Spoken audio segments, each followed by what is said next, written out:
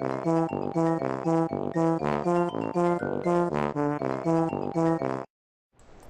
how the bloody hell are you? It is Cracker Fruity, and since E3, I've been paying a lot of attention to the console war.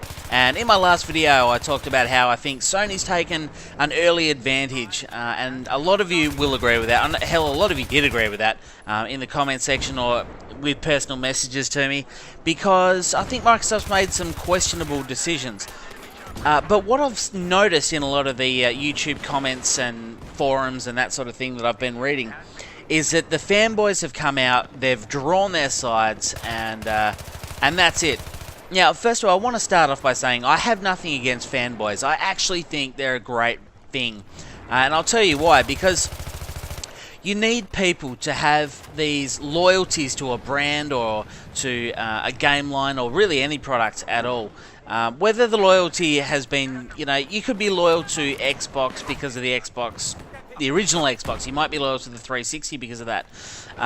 So on and so forth. But you need to have this because if nobody on Earth gave two flying fat turds, in regards to brand loyalty, then success would be dictated solely based on price. Whoever had the cheaper product is going to be the winner.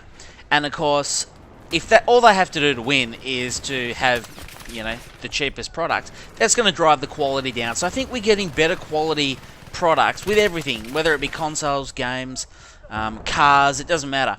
You're getting a better product because of fanboys, of certain manufacturers and certain companies.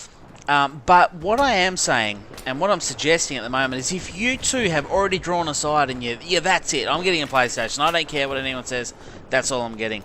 Well, my suggestion is just to wait out a little bit longer, because obviously this has been a PR nightmare for Microsoft. It hasn't gone well.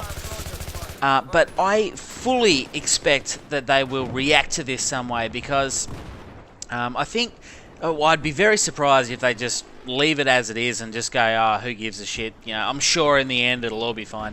That seems like a pretty risky strategy for any company to do, let alone a massive company like Microsoft. So I think they will react. Reserve judgment until we have all the facts, till the consoles are out and we see what's really going on. They did counteract one point which I made in my last video about the second-hand games, which obviously has been a real sore point with a lot of gamers, because you can't share your games with your friends and that sort of thing. Microsoft did address that by saying, hey, we're going to give you this family list of 10 people and you can share it with any of them. And I don't think it's necessarily a bad idea. A lot of my friends live out of state to me. And for example, Tomb Raider, it was a single player game. I played through it, I'm done with it, uninstalled it. It would be great to now, ring up a mate in a different state and say, hey, I've added you to the list, you can now download that, you can now use my version of that game, play it all you like. Only one can play it at once, but I'm not going to play it anyway, so that's no dramas. Of course, they still didn't address everything, like, what if you want to sell your game? I think the answer to that is stiff shit. They didn't answer the question, they avoided it. Microsoft have work to do, there's no doubt about that. But I'm saying reserve your judgment until the day that the consoles are here, they're released, and we can get all the facts, because I think Xbox is going to have to go back to the drawing board and come out and try and counteract these punches. Otherwise, I think it's going to go the way of the other consoles in the past, which just haven't lived up to the hype. So, yeah, I guess that's all I really wanted to talk about. It was just a topic on fanboys, and I do like fanboys. I myself, perhaps I'm a fanboy of Battlefield 3. I don't know. There's certain things I do draw loyalties to. For no real reason, maybe because of a past experience, but consoles aren't one.